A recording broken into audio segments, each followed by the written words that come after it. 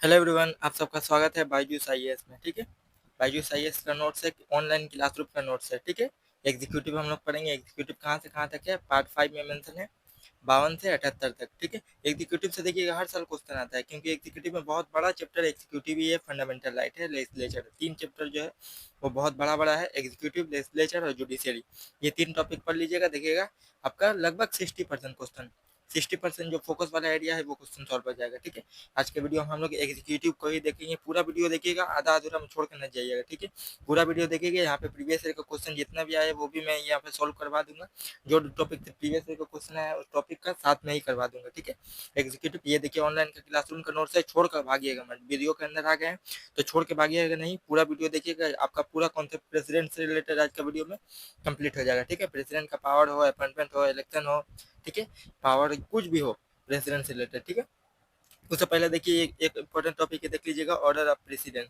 ठीक है, hierarchy of important है डिग्निटरीज। ठीक है, इंपॉर्टेंट पोस्ट जो है उसका हायरार्की कौन मेंटेन करता है, protocol list maintain by home affair ministry. ठीक है, अमित शाह जो है वो मेंटेन करते हैं। ठीक है, देखते हैं, ये देखिए, ये ऑर्डर देख लीजिएगा एक बार 2003 में। ठीक है, 2003 में एक क्वेश्चन आ गया है प्रीवियस ईयर में। प्रेसिडेंट सबसे ऊपर है, president, vice president, prime minister, governor. ठीक है, former president, deputy prime minister, chief justice of leader of Lok Sabha, speaker of Lok Sabha जो है वो सेम पोस्ट पे है, 7 नंबर। उसके बाद देखिए cabinet minister, CM with in their state. ठीक है, फॉर्मर प्रेसिडेंट, उसके बाद भारत रत्न। इतना तक 8 तक याद करके रखिएगा, आपका क्वेश्चन सॉल्व हो जाएगा। President, vice president, prime minister, governor, former president, deputy prime minister, chief justice of India और स्पीकर ऑफ लोकसभा। इतना तक याद करके रखिएगा, आपका क्वेश्चन सॉल्व हो जाएगा। ठीक है, उसके बाद देखिए प्रेसिडेंट।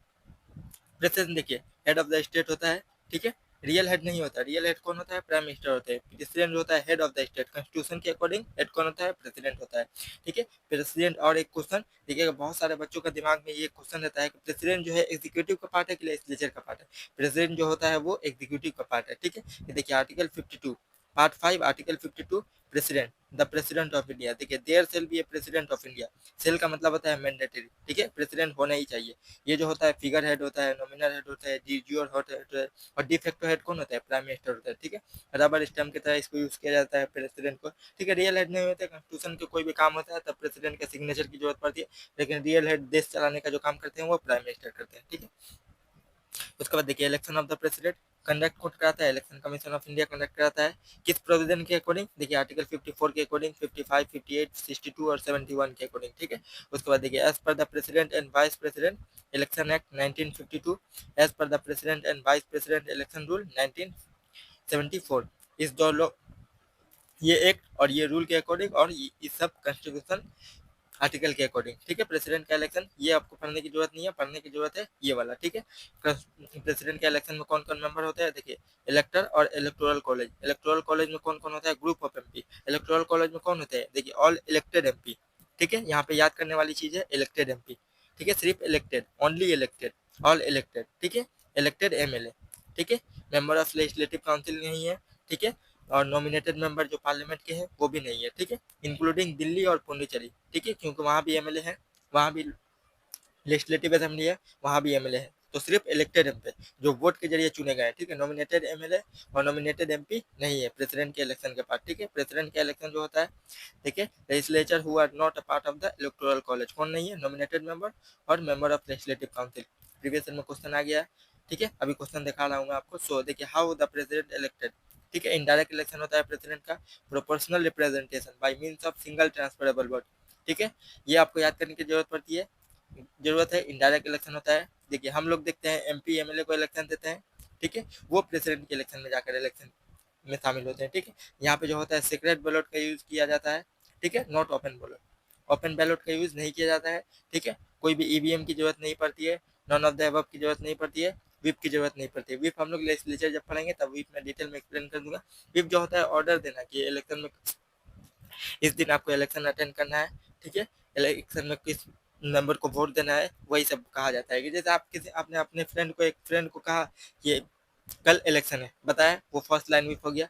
उसके बाद आपने उसको कहा कि कल इलेक्शन है लेकिन आपको अटेंड करना है, वो सेकंड लाइन विप हो गया। ठीक है, और थर्ड लाइन विप क्या होगा कि आपको इलेक्शन है, कल इलेक्शन है, ठीक है, आपको अटेंड भी करना है। ठीक है, अपने दोस्त को कहा, और किस पार्टी में इलेक्शन देना है, वोट देना है, वो भी आपने कहा। ठीक है, तीन बात कही तो इसीलिए थ्री लाइन विप। ठीक है। 3 लाइन को वॉयलेट करने पे एंटी डिफेक्शन लॉ बनता है, लॉ लगता है, ठीक है। डिस्क्वालिफिकेशन एंटी डिफेक्शन लॉ के अकॉर्डिंग डिस्क्वालीफाई हो सकता है, ठीक है। और ये व्हिप याद करके रखिए, कॉन्स्टिट्यूशन पे कहीं भी मेंशन नहीं है, ये पार्लियामेंट्री कन्वेंशन है। बहुत सारी चीजें जो है वो पार्लियामेंट्री कन्वेंशन है, मतलब पार्लियामेंट में बहुत अरसे से चला आ रहा है, ठीक है। उसके बाद देखिए manner of election concept, vote value, ठीक है। देखिए must be different from MP and MLA. MP का इलेक्शन, एमपी जो रिप्रेजेंट करता है वो बड़ा एरिया को रिप्रेजेंट करता है, एमएलए जो रिप्रेजेंट करता है वो छोटा एरिया। एमपी जो है ये इतना बड़ा एरिया को रिप्रेजेंट करेगा, एमएलए जो है ये इतना छोटा एरिया को रिप्रेजेंट करेगा, ठीक है। और एमएलए और एमपी का वोट हर स्टेट में बराबर नहीं रहता है। आपको याद करने की जरूरत है कि स्टेट के देखिए 1 पर्सन 1 वोट होता है ना नॉर्मल इलेक्शन में, लेकिन एमपी का देखिएगा पॉपुलेशन के हिसाब से चेंज होता रहता है, ठीक है। मैनर ऑफ इलेक्शन देखिए एमएलए का वोट क्या है, देखिए स्टेट का पॉपुलेशन के अकॉर्डिंग, जिस स्टेट में पॉपुलेशन ज्यादा रहेगा वहाँ एमएलए का वोट भी ज्यादा रहेगा, ठीक है। Number of elected seat, elected MLA seat, ठीक है, 1/1000, ठीक है।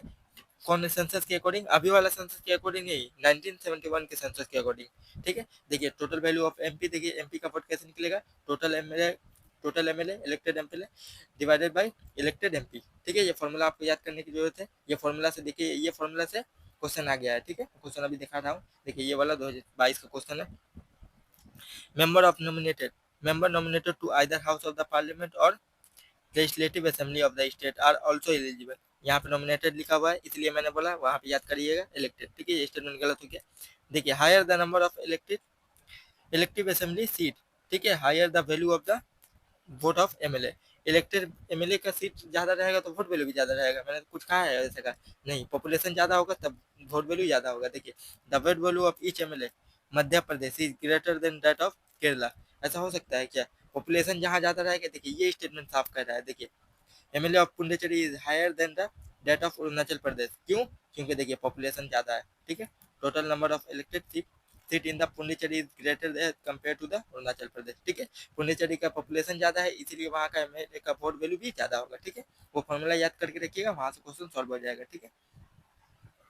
उसके बाद देखिए प्रीलिम 2018 में क्वेश्चन आया with reference to the election of the president of India consider the following statement, ठीक है। The value of vote of each MLA varies from state to state, ठीक है। एमएलए का पॉपुलेशन के हिसाब से वेरीज करता रहता है, इस स्टेट में पॉपुलेशन कम है तो वहाँ वोट वैल्यू कम है, एक स्टेट में पॉपुलेशन ज्यादा है तो वहाँ वोट वैल्यू ज्यादा होगा। कौन सा सेंसस के अकॉर्डिंग, 1971 के सेंसस के अकॉर्डिंग, अभी वाला सेंसस करंटली सेंसस के अकॉर्डिंग नहीं, ठीक है। ये स्टेटमेंट बिल्कुल सही है, ठीक है। The vote value of MP of the Lok Sabha is more than the value of MP in the Rajya Sabha. ऐसा कुछ है का, पॉपुलेशन के हिसाब से एमपी राज्यसभा और लोकसभा से रिलेटेड कोई नहीं है, सेम वैल्यू है, ठीक है। ये स्टेटमेंट गलत है। उसके बाद देखिए 2002 में एक देखिए in the electoral college of the president election in India, ठीक है, the value of vote of an elected member of the legislative assembly equal state population, देखिए number of elected MLA of the state into 100 लिखा हुआ है, यही से तो पकड़ा जा रहा है, 100 नहीं होगा 1000 होगा, ठीक है। स्टेटमेंट गलत हो गया।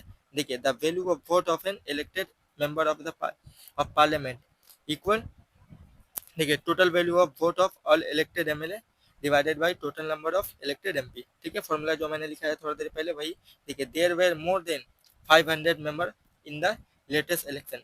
500 मेंबर नहीं है, कितना मेंबर है, 4033 एमएलए है और 776 एमपी है। एमपी जो है लोकसभा और प्लस राज्यसभा दोनों को मिलाकर 776 है, और एमएलए टोटल कितना है ऑल इंडिया में, 4033 एमएलए है। ये स्टेटमेंट आपका नहीं भी पता रहेगा ना तभी क्वेश्चन आप सॉल्व कर पाइएगा। देखिए ये वाला गलत है तो उससे स्टेटमेंट ये वाला गलत हो गया, ये वाला गलत हो गया, ठीक है। और देखिए 2 और 3 में एक एक स्टेटमेंट बचा हुआ है, 2 आपको पता है सही है तो यही वाला होगा, 3 कैसे होगा, ठीक है। इसीलिए यूपीएससी देखिए ऐसा फैक्ट देता है ना तो उससे एलिमिनेट टेक्निक भी देता है, ठीक है। एलिमिनेशन टेक्निक भी यूज करके आप क्वेश्चन निकाल सकते हैं। देखिए what if there is election dispute, अगर इलेक्शन डिस्प्यूट होगा तो क्या होगा, देखिए resolve by the supreme court, ठीक है। सुप्रीम कोर्ट का एक्सक्लूसिव जुरिस्डिक्शन है, ठीक है, only supreme court, high court में आप नहीं जा सकते। प्रेसिडेंट का इलेक्शन से कोई भी मामला होगा तो वो सुप्रीम कोर्ट देखेगा, ठीक है। अप्रोच कौन करेगा, इलेक्शन से 30 दिन, इलेक्शन जब होगा उसके 30 दिन के अंदर ही जाना होगा हाई कोर्ट में। कौन जाएगा, कैंडिडेट जाएंगे, कितना कैंडिडेट जाएंगे, 20, एटलीस्ट 20 कैंडिडेट, ठीक है। कम से कम 20 एमपी जो होंगे, इलेक्टेड एमपी जो होंगे वो कोर्ट में जाएंगे कि प्रेसिडेंट का इलेक्शन में झोल झपाट हुआ है, सॉल्व करिए। तो किसके पास जाएंगे, सिर्फ सुप्रीम कोर्ट के पास, ठीक है। प्रेसिडेंट और वाइस प्रेसिडेंट दोनों का इलेक्शन। हाईएवर देखिए यहाँ से भी क्वेश्चन आया है 2024 में, legitimacy of the president election can not be challenge based on the vacancy in the electoral college. ठीक है, ये स्टेटमेंट आपको याद करने की जरूरत है, इसमें समझने वाला कुछ नहीं है, लेकिन note, if the supreme court void a president election action they took while in office before the decision of the court remain valid। ठीक है, ये स्टेटमेंट भी आपको पढ़ने की जरूरत है, ये स्टेटमेंट से भी देखिएगा 2024 में एक क्वेश्चन आया, ये दोनों स्टेटमेंट से। ठीक है, ये हार्ड स्टेटमेंट में गिनती आता है, ऐसा क्वेश्चन आपको समझ में नहीं आया तो क्वेश्चन सॉल्व कर छोड़ दीजिएगा। ठीक है, जो इजी क्वेश्चन रहेगा वही सिर्फ सॉल्व कीजिएगा, क्योंकि देखिए मैं इजी वर्ड में पढ़ा रहा हूँ, हार्ड क्वेश्चन में सॉल्व करने के लिए नहीं बोलूंगा, क्योंकि देखिए 100 क्वेश्चन रहता है, 100 क्वेश्चन में आप 50 इजी क्वेश्चन भी 100% एक्यूरेसी के साथ सॉल्व कर देते हैं, 5 अगर गलत भी हो जाता है तब भी आपका कट ऑफ से ऊपर चल जाएगा। ठीक है, 85 90 के लगभग अगर आपका मार्क्स आता है तो आप प्री क्वालिफाई हो जाइएगा। ठीक है, आप मेंस उतना सोचिएगा नहीं, मेंस की लिखने के लिए आप तैयार है। ठीक है, उसके बाद देखिए नॉमिनेशन अदर कंडीशन, देखिए एटलीस्ट 50 इलेक्टर। ठीक है, 50 इलेक्टर सपोर्ट करना चाहिए प्रेसिडेंट के इलेक्शन में खड़ा होने के लिए, और देखिए 50 इलेक्टर सेकेंडर मतलब होता है कि प्रपोज जो कर रहा है 50 इलेक्टर उसका एग्री होना चाहिए। ठीक है, 50 इलेक्टर जो होते हैं, ये वाला जो है ना, ये 20 है, तो वाइस प्रेसिडेंट वाला मामला में ये 20 होगा। ठीक है, यहाँ पे 50 इलेक्टर है, प्रपोज करना चाहिए, और 50 इलेक्टर जो होना चाहिए एग्री होना चाहिए कि हाँ ये बंदा सही है प्रेसिडेंट के इलेक्शन में खड़ा होने के लिए। देखिए to elimination non serious candidate. ठीक है, ये कंडीशन इसलिए लाया गया, देखिए 15,000 आरबीआई के पास बैंक के खाता में आपका डिपॉजिट होना चाहिए। देखिए अगर 1/6 आपको वोट नहीं मिला, ठीक है, प्रेसिडेंट के इलेक्शन में खड़े हुए, इलेक्शन लड़े, इलेक्शन में अगर 1/6 वोट नहीं मिला, ठीक है, तो आपको ये 15,000 रुपया वापस नहीं किया जाएगा। ठीक है, याद करके रखिएगा, देखिए सिक्योरिटी डिपॉजिट आपको रखना पड़ेगा। ठीक, उसके बाद देखिए क्वालिफिकेशन क्या चाहिए, आर्टिकल 58 में है, आर्टिकल आपको याद करने की जरूरत नहीं है। सिटीजन ऑफ इंडिया होना चाहिए, 35 ईयर एज होना चाहिए। ये देखिए प्रेसिडेंट और वाइस प्रेसिडेंट के लिए 35 साल एज होना चाहिए। लोकसभा राज्यसभा के लिए कितना होना चाहिए, लोकसभा के लिए, एक मिनट, लोकसभा के लिए 25, राज्यसभा के लिए 30, लोकल गवर्नमेंट के लिए कितना चाहिए, 21। ठीक है, लोकसभा के इलेक्शन में खड़ा होने के लिए 25 साल चाहिए, राज्यसभा के इलेक्शन में खड़ा होने के लिए 30 साल चाहिए, और जो ग्राम पंचायत का म्यूनसिपलिटी का इलेक्शन होता है उसमें लोकल सेल्फ गवर्नमेंट में आपका इलेक्शन होने के लिए एज कितना चाहिए, 21। ठीक है, और देखिए लेजिस्लेटिव असेंबली में भी यही एज है, काउंसिल में यही एज है। ठीक है, और लोकल गवर्नमेंट में यही है। देखिए he should be qualify for election as a member of Lok Sabha. ठीक है, लोकसभा का इलेक्शन क्वालिफाई होना चाहिए कोई भी कंस्टिट्यूएंसी से। देखिए name in the electoral law voter list of any parliamentary constituency. ठीक है, कोई भी पार्लियामेंट्री का कोई भी कंस्टिट्यूएंसी है इंडिया में, कहीं भी इलेक्शन हो रहा है तो उसमें आपका नाम होना चाहिए। ठीक है, नॉर्मल सी बात, आपका आई कार्ड होना चाहिए और लोकसभा का इलेक्शन क्वालिफाई होना चाहिए। ठीक है, कि लोकसभा के इलेक्शन में आप एक बार कहीं ना कहीं से जीते हैं। ठीक है, यही वाला क्वालिफिकेशन है। उसके बाद देखिए ऑफिस ऑफ प्रॉपर्टी, ये कॉन्स्टिट्यूशन के जितना भी पोस्ट है, अटॉर्नी जनरल हो गया, प्राइम मिनिस्टर हो गया, सीएजी हो गया, जितना भी वगैरह वगैरह चीज है वो सब में ऑफिस ऑफ प्रॉफिट वाला मामला तो है ही। ठीक है, ऑफिस ऑफ प्रॉफिट नहीं होना चाहिए कोई भी स्टेट गवर्नमेंट में, सेंट्रल गवर्नमेंट में या फिर स्टेट गवर्नमेंट में। ठीक है, एक्सेप्शन अगर प्रेसिडेंट है, वाइस प्रेसिडेंट है, गवर्नर है और मिनिस्टर है, अगर आप देखिए ये सब पोस्ट में रहने के बाद अगर इलेक्शन लड़ रहे हैं तो वो भी ऑफिस ऑफ प्रॉफिट कहलाएगा, लेकिन उसमें आप क्वालिफाई है उसके लिए। ठीक है, लेकिन ये पोस्ट छोड़ के, जैसे देखिए आप आईएएस ऑफिसर है, आप पोस्ट में है तब भी आप प्रेसिडेंट का इलेक्शन लड़ रहे हैं, जैसे रेलवे में कोई जॉब कर रहे हैं प्रेसिडेंट का इलेक्शन लड़ रहे हैं। ठीक है, कोई भी कॉन्ट्रैक्ट लिए हैं गवर्नमेंट का और इलेक्शन में खड़े हो रहे हैं, तो वो वाला ऑफिस ऑफ प्रॉफिट की बात करेंगे। ठीक है, प्रेसिडेंट, वाइस प्रेसिडेंट, गवर्नर और मिनिस्टर को छोड़कर। उसके बाद देखिए ओथ कौन दिलाता है, ओथ देखिए administer by the chief justice of India. Chief justice नहीं रहेंगे तो सीनियर मोस्ट सुप्रीम कोर्ट जज। ठीक है, चीफ जस्टिस नहीं रहेंगे तो सीनियर मोस्ट सुप्रीम कोर्ट जज रहेंगे, वही ओथ दिलाएंगे। ठीक है, यही इतना आपको पढ़ने की जरूरत नहीं है, सिर्फ इतना याद करके रखिए। उसके बाद देखिए condition of office, he is entitled without the payment of rent to the use her his official residence. कौन है, राष्ट्रपति भवन। आप आईएएस या आईपीएस बनने के बाद जाएंगे ना तो यही राष्ट्रपति भवन में जाकर अपना ओथ लेते हैं। ठीक है, देखिएगा प्रेसिडेंट के सामने वो लोग भाषण देते हैं। देखे ना आप वीडियो, बहुत सारा आईपीएस का आईएएस का वीडियो वायरल, आईपीएस के ज्यादातर वीडियो वायरल होता है कि राष्ट्रपति देखिएगा सामने बैठे रहते हैं, वो लोग अपना स्पीच देते हैं। उसके बाद देखिए condition of office, salary and allowances determined by the parliament decide करता है। ठीक है, चार्ज एक्सपेंडिचर से ऑटोमेटिकली कंसोलिडेट फंड के चार्ज एक्सपेंडिचर से ऑटोमेटिकली पास हो जाता है। चार्ज एक्सपेंडिचर क्या है, चार्ज एक्सपेंडिचर वो फंड है देखिए जिसमें से कोई भी वोटिंग वगैरह नहीं हो सकता, ठीक है। वोटिंग नहीं होगा कि अगर प्रेसिडेंट का इलेक्शन इतना फिक्स है तो वो ऑटोमेटिकली पास हो जाएगा। No discussion, no voting, direct approve, ठीक है। 5 लाख पर मंथ है, ठीक है। अभी प्रेसिडेंट का जो सैलरी है वो 5 लाख है। उसके बाद देखिए term of president office, tenure कितना होता है, 5 साल का टेनर होता है। आर्टिकल 56 में एलिजिबल फॉर री election any number of time, ठीक है। जैसे यूएस में देखिए, यूएस में 4 साल का टर्म होता है, यहाँ प्रेसिडेंट का 5 साल का, मैक्सिमम ट्वाइस। यूएस में देखिए, यूएस में देखिएगा, ये इसलिए सर ने लिखा है क्योंकि देखिए कंपेरिजन ऑफ कॉन्स्टिट्यूशन में गवर्नेंस के टॉपिक से रिलेटेड प्रेसिडेंट वाला आ सकता है, ठीक है। फ्रांस में देखिए 5 साल का ईयर है, मैक्सिमम 2 वहाँ पे। फ्रांस में देखिए वहाँ पे कंसिक्यूटिव 2 टर्म, ठीक है, कंसिक्यूटिव 2 टर्म। और यूएसए में मैक्सिमम 2 टर्म, वहाँ भी 2 बार। लेकिन इंडिया में वैसा नहीं है। राजेंद्र प्रसाद जो थे वो 2 बार इलेक्शन लड़े थे, ठीक है। एक बार 52, एक बार 57, ठीक है। ये फैक्ट याद करने की जरूरत है आपको। राजेंद्र प्रसाद 2 टाइम 52 और 57 में इलेक्शन जीते थे, ठीक है। अगर देखिएगा कोई भी टेस्ट सीरीज आप सॉल्व कर रहे हैं तो देखिए क्वेश्चन आ सकता है कि कोई ऐसा प्रेसिडेंट है जो 2 बार इलेक्शन लड़ा है, तो ये स्टेटमेंट बिल्कुल सही है। उसके बाद देखिए वैकेंसी ऑफ ऑफिस, प्रेसिडेंट का वैकेंसी कैसे होगा, देखिए on the expiry of his her tenure 5 year, अगर एक्सपायर हो गया कैन कंटिन्यू बियॉन्ड 5 ईयर, ठीक है, टिल सक्सेसर टेक्स प्लेस, ठीक है। अगर 5 साल के बाद भी अगर प्रेसिडेंट का टेनर जो है 5 साल है, ठीक है। जैसे जनवरी में उनका टेनर था, जनवरी खत्म हो गया, फरवरी चल रहा है, तो फिर जब तक कि कोई दूसरा प्रेसिडेंट अपॉइंट नहीं हो जाता तब तक वो प्रेसिडेंट उसी पोस्ट पर रहेंगे, ठीक है। अपना देखिए रेजिग्नेशन किसको देंगे, वाइस प्रेसिडेंट को देंगे। Vice president speaker of Lok Sabha से बात करने की जरूरत है, ठीक है। Communication to the speaker of Lok Sabha से मशवरा लेने के बाद वाइस प्रेसिडेंट को अपना रेजिग्नेशन देंगे। देखिए on removal by the process of impeachment, president के रिमूवल के लिए इम्पीचमेंट की जरूरत पड़ती है, ठीक है। इम्पीचमेंट वर्ड यूज होता है, कौन सा मेजोरिटी की जरूरत पड़ती है, total member 2/3 of the total strength, ठीक है। 2/3 of the total strength, total strength 2/3, 2/3 of the total strength, जितना भी स्ट्रेंथ है ना लोकसभा और राज्यसभा में, उसका 2/3 मेजोरिटी की जरूरत पड़ती है। ये सिर्फ ओनली रीजन मेजोरिटी है जो प्रेसिडेंट के इम्पीचमेंट में यूज किया जाता है, ठीक है। कॉन्स्टिट्यूशनल अमेंडमेंट में ये मेजोरिटी की जरूरत नहीं पड़ती है। प्रेसिडेंट के इलेक्शन में स्पेशल मेजोरिटी की जरूरत पड़ती है, कौन सा, 2/3 member present and voting more than 50% of the total strength वाला। यहाँ पे 2/3 वाला टोटल स्ट्रेंथ लिखा हुआ है, ठीक है। By her death otherwise illness he get disqualified, देखिए प्रेसिडेंट अपना रेजिग्नेशन किसको देंगे, वाइस प्रेसिडेंट को देंगे एज पर द कॉन्स्टिट्यूशन, ठीक है। कॉन्स्टिट्यूशन के अकॉर्डिंग प्रेसिडेंट अपना रेजिग्नेशन किसको देंगे, वाइस प्रेसिडेंट को लेंगे। लेकिन वाइस प्रेसिडेंट अगर नहीं रहेंगे तो चीफ जस्टिस को भी दे सकते हैं, ठीक है। अपना रेजिग्नेशन किसके अकॉर्डिंग, कॉन्स्टिट्यूशन के अकॉर्डिंग नहीं, as per the president discharge of function act 1969 के अकॉर्डिंग, ठीक है। अकॉर्डिंग टू द कॉन्स्टिट्यूशन अगर पूछेगा कि प्रेसिडेंट अपना रेजिग्नेशन चीफ जस्टिस को दे सकते हैं, तो अकॉर्डिंग टू द कॉन्स्टिट्यूशन नहीं दे सकते।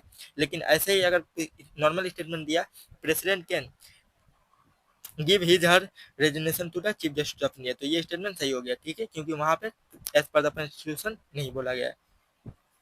उसके बाद देखिए इम्पीचमेंट जो होगा, देखिए violation of constitution only mention है, जो रीजन है कॉन्स्टिट्यूशन में वो violation of the constitution. Violation of constitution article 61 में जो मेंशन है वो कहीं पे भी कॉन्स्टिट्यूशन में डिफाइन नहीं किया गया है, ठीक है।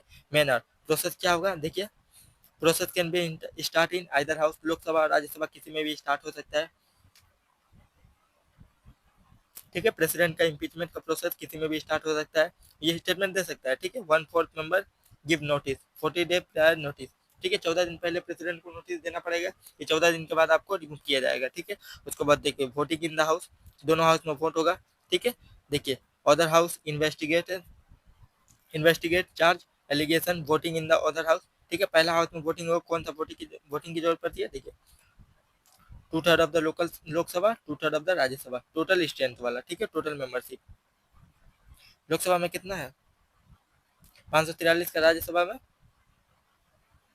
245 का, इसका 2/3, ठीक है। लगभग 67% मेजोरिटी की जरूरत पड़ती है, इसका भी 67%, इसका भी 67%, ठीक है। आप निकाल लीजिएगा जितना होगा।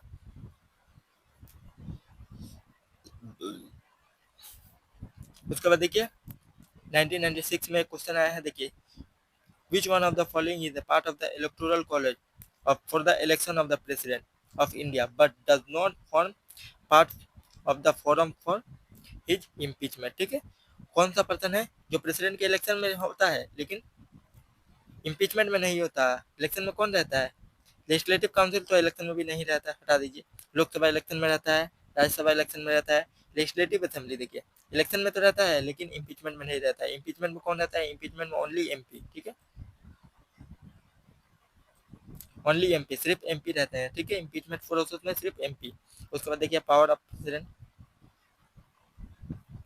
पावर देखिए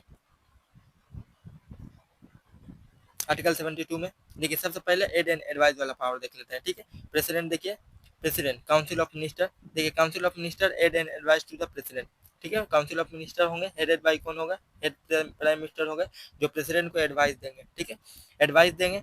देखिए प्रेसिडेंट को एडवाइस दे रहे हैं, advice can be send back, यहाँ पे देखिए सेंड बैक फॉर रिकंसिडरेशन, ठीक है। अगर रिकंसिडरेशन कर देते हैं, प्रेसिडेंट अगर बोल रहे हैं कि ये देख कर फिर से भेजो, ठीक है। जैसे कोई भी देखिए आप अपने दोस्त को एडवाइस दे रहे हैं, एडवाइस बोल, कोई आपका दोस्त बोल रहा है भाई ये एडवाइस अच्छा नहीं है, देख कर फिर से दूसरा एडवाइस दे, ठीक है, वही होता है कि रिकंसिडरेशन, ठीक है। रिकंसिडरेशन कर दें, अगर प्राइम मिनिस्टर फिर से अगर भेजे, ठीक है, फिर से अगर वही वाला एडवाइस या फिर कुछ चेंज करके भेजे सेंड बैक, तो बाइंडिंग है प्रेसिडेंट को कि प्रेसिडेंट को कि वो एडवाइस लेना ही पड़ेगा, ठीक है।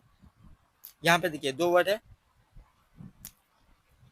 पहला है एड एंड एडवाइस, पहला है कि प्रेसिडेंट काउंसिल ऑफ मिनिस्टर होंगे, उसके हेड पे प्राइम मिनिस्टर होंगे, जो प्रेसिडेंट को एडवाइस करेंगे। ये बाइंडिंग किसके जरिए किया गया था? 42nd कॉन्स्टिट्यूशनल अमेंडमेंट एक्ट के जरिए ये बाइट किया गया था, ठीक है। बाइंडिंग किया गया था कि एड एंड एडवाइस लेना ही पड़ेगा प्रेसिडेंट को, काउंसिल ऑफ मिनिस्टर और प्राइम मिनिस्टर का एडवाइस लेना ही पड़ेगा, ठीक है। ये पहला बात। दूसरा बात देखिए, अगर प्रेसिडेंट वापस कर देते हैं, फिर से अगर प्राइम मिनिस्टर और काउंसिल ऑफ मिनिस्टर सेंड करते हैं, उसको सेंड बैक करते हैं, दोबारा भेजते हैं, तो 44th कॉन्स्टिट्यूशनल अमेंडमेंट एक्ट के जरिए ये भी बाइंडिंग किया गया है, ठीक है,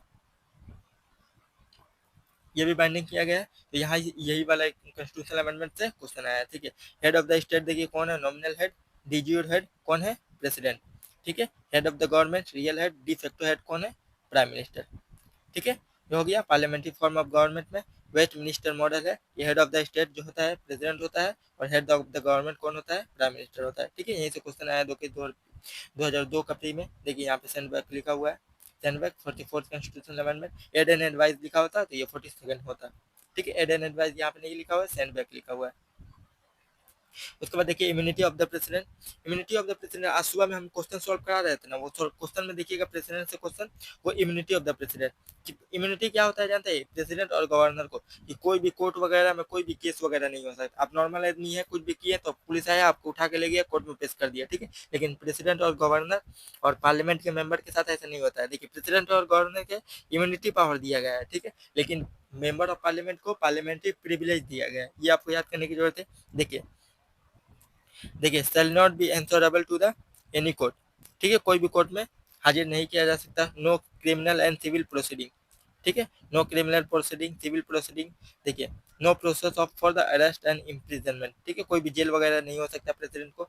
नो सिविल प्रोसीडिंग, ठीक है, ये आपको याद करने की जरूरत है कि कोई भी कोर्ट में एंसरेबल नहीं होंगे, ठीक है। क्रिमिनल केस नहीं हो सकता, अरेस्ट और इम्प्रिजनमेंट नहीं हो सकता, नो सिविल प्रोसीडिंग, ठीक है, सिविल और क्रिमिनल केस नहीं हो सकता, ठीक है। इम्यूनिटी ऑफ द प्रेसिडेंट में याद करने की जरूरत है, इतना सिर्फ याद करिएगा, क्वेश्चन आपका सॉल्व हो जाएगा, ठीक है। क्योंकि एक महीना बचा हुआ है, उतना डिटेल में पढ़ने से होगा नहीं, ठीक है। एक महीना बचा हुआ है, इसलिए मैं इंपॉर्टेंट टॉपिक यहाँ पे कवर करा दे रहा हूँ। देखिए एग्जीक्यूटिव पावर, देखिए executive power, legislative power, financial power, judiciary power, ये सब कॉन्स्टिट्यूशन में कहीं पे भी कैटेगराइज नहीं किया गया है। ये एग्जीक्यूटिव पावर है, ये लेजिस्लेटिव पावर है, ठीक है। देखिए एग्जीक्यूटिव पावर में सबसे पहला है, देखिए ऑल एग्जीक्यूटिव एक्शन, जितना भी एग्जीक्यूटिव एक्शन होगा वो किसके नाम से होगा? प्रेसिडेंट के नाम से होगा, ठीक है। हर नेम, यहाँ पे हर नेम का मतलब क्या होता है? प्रेसिडेंट के नाम से। Government of India are formally taken in her name, ठीक है। एग्जीक्यूटिव का जितना भी होगा वो प्रेसिडेंट के नाम से होगा, प्राइम मिनिस्टर के नाम से नहीं होगा, ठीक है। देखिए कोई भी रूल रहेगा, rule for the transaction of business and allocation of business, ठीक है, जितना भी रूल बनेगा, ठीक है, गवर्नमेंट के ऑर्डर से रूल बनेगा, वो कौन बनाता है? ठीक है, प्रेसिडेंट बनाता है, ठीक है। दो रूल बना है, देखिए government of India transaction of business rule 1961, देखिए government of India allocation of business rule 1961, हो गया।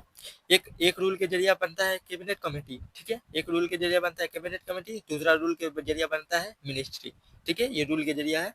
उसके बाद देखिए she can appoint prime minister and other minister on the advice of prime minister, ठीक है, प्राइम मिनिस्टर को और दूसरा मिनिस्टर को कौन अपॉइंट करता है? प्रेसिडेंट, प्रेसिडेंट अपॉइंट करते हैं। देखिए she appoint attorney general, CAG, chief election commissioner, chairman of member of the UPSC, finance commission, governor of the state, कौन अपॉइंट करता है? ये सब पोस्ट को अपॉइंट करते हैं प्रेसिडेंट, ठीक है।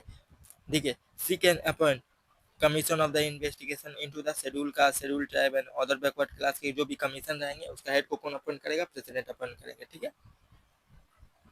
She can appoint inter state council to promote centre state and inter state cooperation, inter state council के चेयरमैन को कौन अपॉइंट करेगा? प्रेसिडेंट अपॉइंट करेंगे, ठीक है। She can directly administer the union territory through the administrator appointed by her, ठीक है। Directly administer कर सकते हैं प्रेसिडेंट, किसके जरिए? एक एडमिनिस्ट्रेटर अपॉइंट करके, ठीक है। जैसे IAS ऑफिसर को अपॉइंट करके यूनियन टेरिटरी को कौन चलाता है? प्रेसिडेंट चलाता है, ठीक है। She lay down the report submitted by the constitutional और statutory body in the parliament, ठीक है। कोई भी कॉन्स्टिट्यूशनल बॉडी है जैसे चीफ इलेक्शन कमीशन हो गया, CAG हो गया, ये किसको अपना रिपोर्ट पेश करेंगे? ये अपना रिपोर्ट पेश करेंगे प्रेसिडेंट को, प्रेसिडेंट इस रिपोर्ट को पार्लियामेंट में पेश करेंगे, ठीक है। वही बोल रहा है यहाँ पे, ले डाउन द रिपोर्ट, ये हो गया। उसके बाद देखिए, she can declare any area schedule area, ठीक है। शेड्यूल एरिया कौन डिक्लेयर करता है?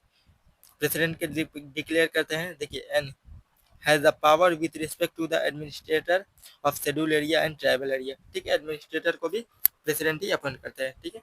ऑल इंजॉय, देखिए all officer enjoy office during the pleasure of the president, ठीक है। ऑल इंडिया सर्विस IAS या IPS बनेंगे ऑल इंडिया सर्विस, आर्टिकल 310 में क्या मेंशन है? All India service. All India service के अपॉइंटेड को मेंबर को कौन अपॉइंट करता है? प्रेसिडेंट अपॉइंट करता है IAS IAS PS ऑफिसर को, इसीलिए देखिए स्टेट गवर्नमेंट या कोई भी को रिमूव नहीं किया जा करता, ठीक है। देखिए, the minister shall hold office during the pleasure of the president, ठीक है। जितना भी मेंबर है मिनिस्टर है वो किसके दम पे रहते हैं? प्रेसिडेंट के प्लेजर, मर्जी से रहते हैं, ठीक है। प्रेसिडेंट जब चाहे उनको हटा सकता है। उसके बाद देखिए, प्लेजर ऑफ द प्रेसिडेंट, ठीक है, डिस्क्रिशनरी। देखिए, अपॉइंटमेंट और removal of the prime minister during the hung parliament, hung parliament क्या होता है जानते हैं? जब मेजोरिटी खो देगा या फिर मेजोरिटी लाएगा। जैसे देखिए, गवर्नमेंट का फॉर्मेशन के लिए कौन सा मेजोरिटी की जरूरत पड़ती है? एब्सोल्यूट मेजोरिटी, ठीक है। एब्सोल्यूट मेजोरिटी कौन वाला? More than 50% of the total stand का 50%, ठीक है। जैसे देखिए, 543 सीट है ना, लोकसभा में गवर्नमेंट का फॉर्मेशन होगा, 272 सीट चाहिए, आपको तो पता ही होगा। 272 50% होता है, ठीक है। 543 से 50% 272 होता है, वो मेजोरिटी की जरूरत पड़ती है गवर्नमेंट के फॉर्मेशन के लिए। देखिए, वो मेजोरिटी अगर गवर्नमेंट ने बना लिया, कोई भी पार्टी ने बना लिया, तो उसको अपॉइंट करेगा प्रेसिडेंट, करेंगे अपने मर्जी से, किसी का एडवांस लेने की जरूरत नहीं है। और वो मेजोरिटी अगर एक भी कम हो गया, 272 से 2 कम हो गया, 70 हो गया, तो उसको रिमूव भी कौन करेंगे? प्रेसिडेंट करेंगे, ठीक है। देखिए, when no party get majority, ठीक है। अगर एक कोई पार्टी मेजोरिटी नहीं ला पा रहा है तो प्रेसिडेंट अपने मर्जी से किसी को भी अपॉइंट कर सकते हैं, ठीक है। और खो दिया तो किसी को भी हटा सकते हैं, ठीक है। To maintain purity and ethics in administration, ठीक है। ये आपको पढ़ने की जरूरत नहीं है प्री के लिए। देखिए, for other officer duty responsible toward the minister, responsible need to the people, failure to perform possible ground for termination, ठीक है। अदर ऑफिसर IAS ऑफिसर के लिए है। देखिए, ये 2012 का क्वेश्चन है। देखिए, president shell make rule for the more convenient transaction of business rule of the government of India and the allocation of among the ministries of the said business, ठीक है। Government of India transaction of business rule और allocation of business rule कौन rule बनाता है? President rule बनाते हैं, ठीक है। देखिए, यहाँ प्रेसिडेंट लिखा हुआ है, प्राइम मिनिस्टर लिखा हुआ होता है, गलत हो जाता है। All executive action of the government of India shall be express to be taken in the name of the prime minister, यहाँ पे प्राइम मिनिस्टर लिखा हुआ है। देखिए, मैंने थोड़ी देर पहले ही पढ़ाया है ना, प्राइम मिनिस्टर लिखा हुआ है, ठीक है। ये तो प्रेसिडेंट होगा, ये स्टेटमेंट गलत है, ओनली वन। उसके बाद देखिए, फाइनेंशियल पावर। देखिए, फाइनेंशियल पावर में देखिए, money bill can be introduce in the parliament only with her prior recommendation, ठीक है।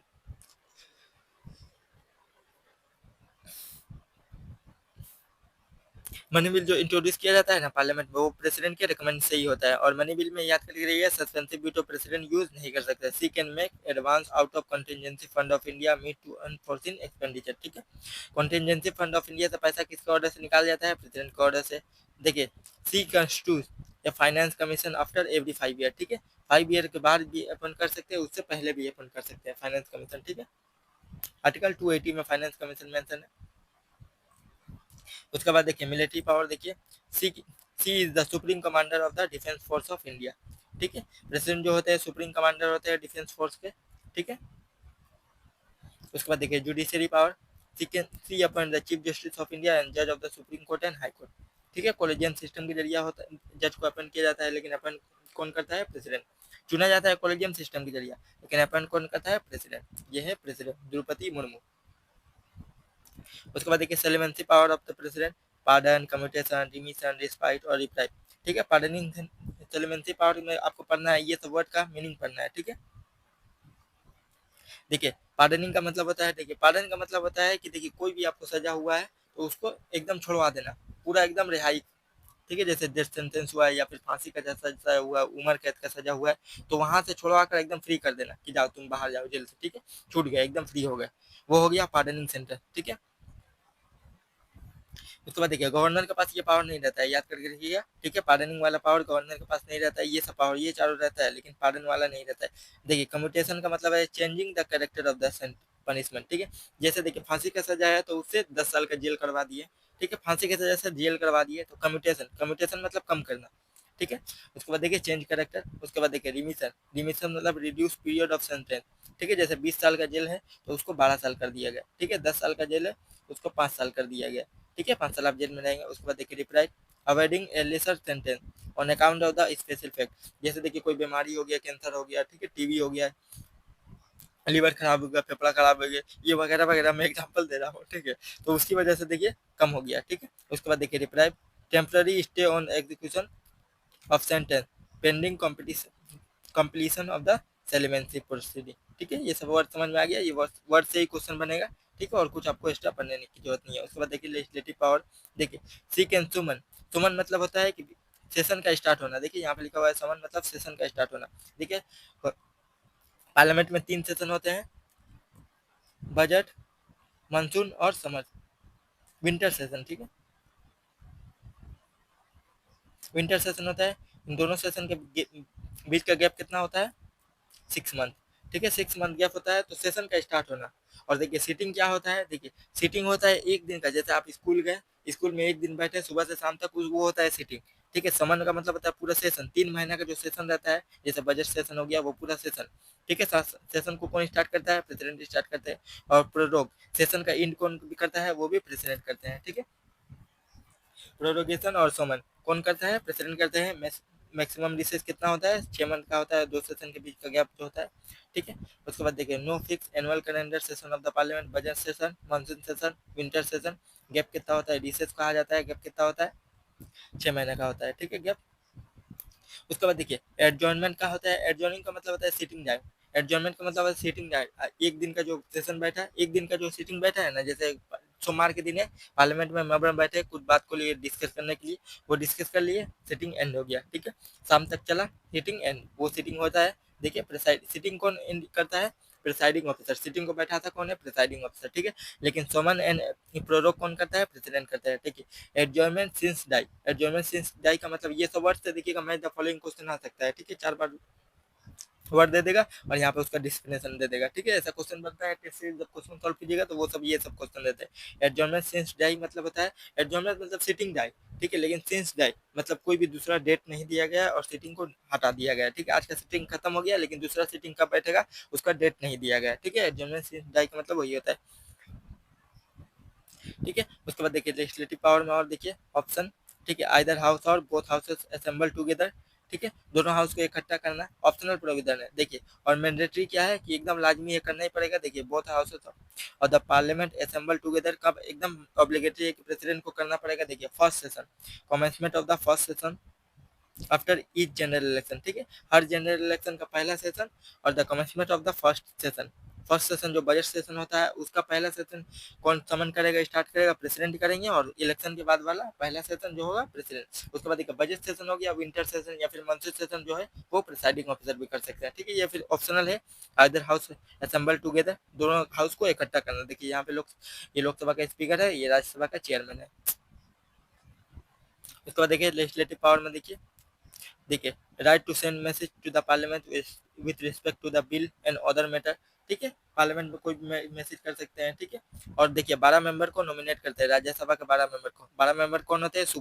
सुपरमैन होते हैं। सुपरमैन को जिसका नॉलेज हो literature, science, art and social service में, जिसका अच्छा खासा नॉलेज हो। राज्यसभा के में देखिए 233 जो मेंबर होते हैं वो इलेक्टेड होते हैं, ठीक है, वोटिंग के जरिए। राज्यसभा का इलेक्शन कैसे होता है, डायरेक्ट इलेक्शन होता है, प्रेसिडेंट का इलेक्शन जैसा होता है, प्रोपोर्शनल रिप्रेजेंटेशन, ठीक है, वैसे ही राज्यसभा के भी इलेक्शन होता है, ठीक है। नॉमिनेट किया जाता है 12 मेंबर को, प्रेसिडेंट नॉमिनेट करते हैं। और लेजिस्लेटिव पावर में देखिए सी decide on question of the disqualification of the MP after the obtaining the election commission opinion, ठीक है। इलेक्शन कमीशन का ओपिनियन लेने के बाद डिस्क्वालिफिकेशन कौन डिसाइड करेगा, प्रेसिडेंट डिसाइड करेंगे, ठीक है। कौन सा ग्राउंड में, देखिए एंटी डिफेक्शन वो लॉ वाला ग्राउंड में नहीं, देखिए आर्टिकल 103 वाला ग्राउंड में, ठीक है। जैसे देखिए पागल हो गया, इनकैपेसिटी हो गया, ठीक है, बैंकरप्ट हो गया, ये वाला मामला, ये सब मामला में कौन डिसाइड करेगा, प्रेसिडेंट डिसाइड करेंगे, ठीक है। और देखिए एंटी डिफेक्शन लॉ जो 10 शेड्यूल वाला मामला है उसमें कौन डिसाइड करेगा, उसमें प्रिसाइडिंग ऑफिसर लोकसभा का स्पीकर डिसाइड करेगा, ठीक है। देखिए हर प्रायर रिकमेंडेशन और permission is required needed to introduce certain type of bill in the parliament. देखिए मनी बिल, आर्टिकल 3 वाला बिल कौन है, आर्टिकल 3 वाला कौन बिल है, अल्टरेशन वाला, ठीक है। पहला वाला बिल जाके फर्स्ट वाला पॉलिटी का जो टेस्ट सीरीज मैंने अपलोड किया है लगभग 30 मिनट का है, उसमें जाकर देखिए ये आर्टिकल 3 वाला पूरा डिटेल में मैंने एक्सप्लेन कर दिया है, ठीक है। She can also summon a joint sitting of the both houses of the parliament, ठीक है। जो दोनों हाउसेज का जो जॉइंट सिटिंग बैठता है उसको कौन बैठाता है, प्रेसिडेंट बैठाते हैं, ठीक है। प्रेसिडेंट स्टार्ट करते हैं, उसको देखता कौन है, प्रिसाइडिंग ऑफिसर। उसके बाद देखिए ऑर्डिनेंस वाला, ऑर्डिनेंस सिर्फ प्री के लिए जो जरूरी है वही देखेंगे। देखिए ऑर्डिनेंस जो होता है वो टेम्पररी लॉ होता है, ठीक है। कौन बैठाता है, प्रेसिडेंट बैठाता है, ठीक है, प्रेसिडेंट और गवर्नर। प्रेसिडेंट वाला आर्टिकल है 123, गवर्नर वाला आर्टिकल है 213, ठीक है। प्रेसिडेंट कब ऑर्डिनेंस पास करेंगे, देखिए जब दोनों हाउसेस नॉट सेशन में नहीं रहेगा। ये आपको सिर्फ इतना याद करके रखना है कि देखिए ऑर्डिनेंस जो है वो टेम्पररी लॉ बनाने का काम कौन करता है, लॉ बनाने का काम है पार्लियामेंट का, ठीक है। पार्लियामेंट अगर सेशन में नहीं रहेगा तभी देखिएगा प्रेसिडेंट जो है टेम्पररी लॉ कुछ टाइम के लिए, प्रेसिडेंट जो कोई जरूरी काम रहेगा तो उस टाइम के लिए, देखिए जैसे वार हो गया, पेंडेमिक हो गया, इंटरनल सिक्योरिटी से रिलेटेड कोई इशू हो गया, तो जो क्या बोला जाता है, पार्लियामेंट जो है वो सेशन में नहीं है, कोई लॉ पास नहीं कर सकता, तो प्रेसिडेंट के जरिए एक लॉ पास किया जाता है टेम्पररी लॉ, उसी को बोला जाता है ऑर्डिनेंस, जब हाउस सेशन में नहीं रहेगा, ठीक है। देखिए और उसका पीरियड कितना रहेगा, 6 week from the reassemble of the parliament unless approve, ठीक है, 6 वीक, 6 महीना तक वो ऑर्डिनेंस चलेगा। 6 महीने के अंदर पार्लियामेंट में पास होएगा तो होगा, नहीं तो उसको हटा दिया जाएगा, ठीक है।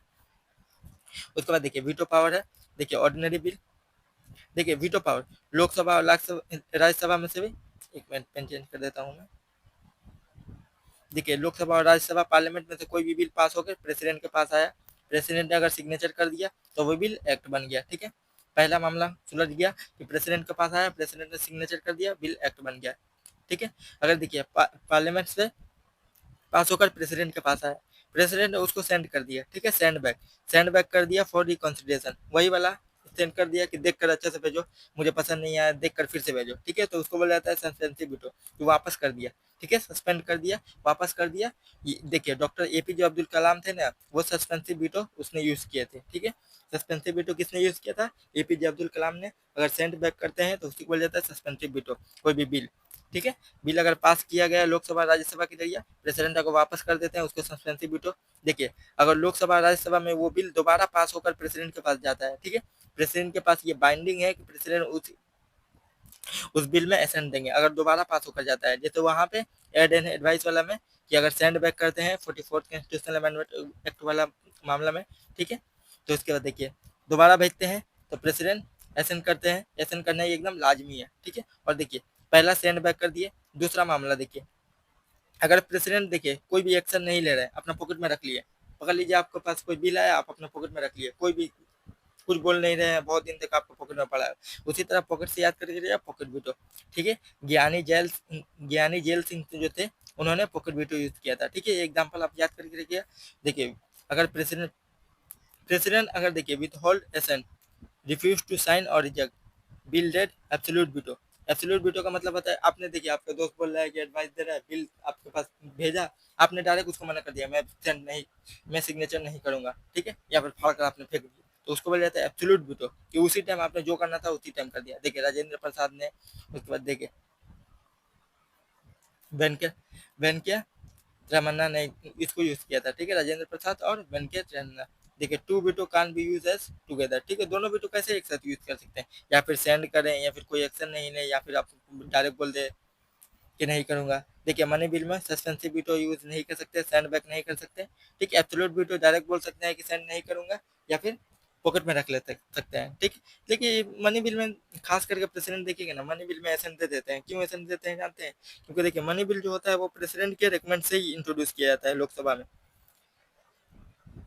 मनी बिल जो होता है वो सिर्फ लोकसभा में ही इंट्रोड्यूस किया जाता है, ठीक है। उसके बाद देखिए कॉन्स्टिट्यूशनल अमेंडमेंट बिल में, कॉन्स्टिट्यूशनल अमेंडमेंट बिल में जो है वो प्रेसिडेंट का एसेंट देना एकदम ऑब्लिगेटरी है। किसके जरिए ऐड किया गया था? 24 कॉन्स्टिट्यूशनल अमेंडमेंट एक्ट, ये याद करके रखिए। Amendment act 24 constitutional amendment act के जरिए है जो प्रेसिडेंट का एसेंट जो है वो मैंडेटरी है, ठीक है। मैंडेटरी है कि प्रेसिडेंट को एसेंट देना ही पड़ेगा कॉन्स्टिट्यूशनल अमेंडमेंट बिल में, ठीक है। 368 वाला देखिए, type of veto, absolute veto, withholding and assent to the bill, ठीक है। क्वालिफाइड वीटो ये जो है यूएस प्रेसिडेंट के पास है, ठीक है। कि अगर सेंड बैक करते हैं तो हायर मेजोरिटी, देखिए इस पे सिंपल मेजोरिटी वाला बिल है, अगर हायर मेजोरिटी स्पेशल मेजोरिटी के जरिए फिर से पास किया जाएगा तो प्रेसिडेंट को एसेंट देना लाजमी है। उसके बाद देखिए सस्पेंसिव वीटो रिटर्न कर देते हैं तो देखिए सेंड बैक, ठीक है। उसके बाद देखिए pocket veto taking no action. उसके बाद देखिए discretionary power of the Indian president.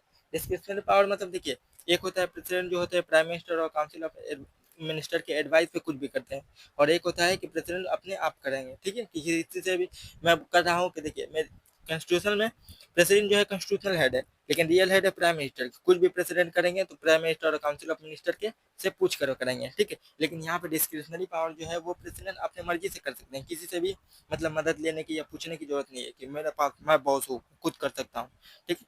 उसके बाद देखिए appointment of prime minister when no party has the clear majority of the Lok Sabha, ठीक है। प्राइम मिनिस्टर को अपॉइंट करना, देखिए 272 सीट चाहिए ना, 272 सीट चाहिए। अगर देखिए तीन पार्टी है, तीन पार्टी को, एक पार्टी को मिला 250, एक पार्टी को मिला 200, कितना हुआ 450, एक पार्टी को मिला लगभग 94 पकड़ लीजिए, ठीक है 94। तो इसमें से प्रेसिडेंट डिसाइड करेंगे कि किसको कौन जो है काउंसिल ऑफ मिनिस्टर और प्राइम मिनिस्टर कौन बनेगा, क्योंकि यहाँ पे देखिए कोई भी मेजोरिटी दिखा नहीं पाया है, ठीक है। अगर 272 मेजोरिटी कोई भी दिखा रहेगा तो वो उसको तो अपन करना ही पड़ेगा। देखिए देखिए ना, अगर कोई भी मेजोरिटी नहीं दिखा पा रहा है तो वो किसकी मर्जी पे आधार रहेगा? प्रेसिडेंट के मर्जी पे बेस रहेगा कि प्रेसिडेंट अपना मर्जी से उसको चुनेंगे, ठीक है। डिस्क्रिशनल of council of minister when they lose majority, अगर कोई भी 272 सीट अभी प्राइम मिनिस्टर के पास है, अगर देखिएगा इसी तरह नीतीश कुमार छोड़ के या फिर कोई दूसरा पार्टी छोड़ के चला गया, 272 से एक सीट भी कम हो गया तो उसको रिजाइन करना पड़ेगा प्रेसिडेंट प्राइम मिनिस्टर को और काउंसिल ऑफ मिनिस्टर को। उसके बाद देखिए dissolution of Lok Sabha when no party can form the government, ठीक है। लोकसभा को डिसोल्व करना, वही मेजोरिटी खो देगा, लोकसभा डिसॉल्व हो जाएगा। उसके बाद देखिए returning and advice under article 74, seeking information under article 78, suspensive and pocket veto. उसके बाद देखिए pleasure doctrine with respect to the minister, ठीक है। मिनिस्टर का प्लेजर डॉक्ट्राइन की जब प्रेसिडेंट चाहे मिनिस्टर को हटा सकते हैं, ठीक है। यही तक लास्ट पीडीएफ था, प्रेसिडेंट वाला पूरा प्रेसिडेंट का एक चैप्टर कंप्लीट हो गया। अगले वीडियो में हम लोग vice president, prime minister, council of minister और अटॉर्नी जनरल ऑफ इंडिया देखेंगे, ठीक है। दो वीडियो लगेगा अभी, एक में मैंने एग्जीक्यूटिव कहा था लेकिन एक बहुत बड़ा वीडियो हो जाएगा, ठीक है। इसी वीडियो में देखिए 43 मिनट का वीडियो हो गया, ठीक है। और एक मिनट भी मैं चुप नहीं रहा हूँ, सुबह 43 मिनट से ही मैं बोलता रहा हूँ, ठीक है। तो इसीलिए आप एक बार बोल के देखिए, मुंह दर्द हो जाता है बोलते बोलते, ठीक है। अगले वीडियो में मिलते हैं, थैंक यू, बाय बाय।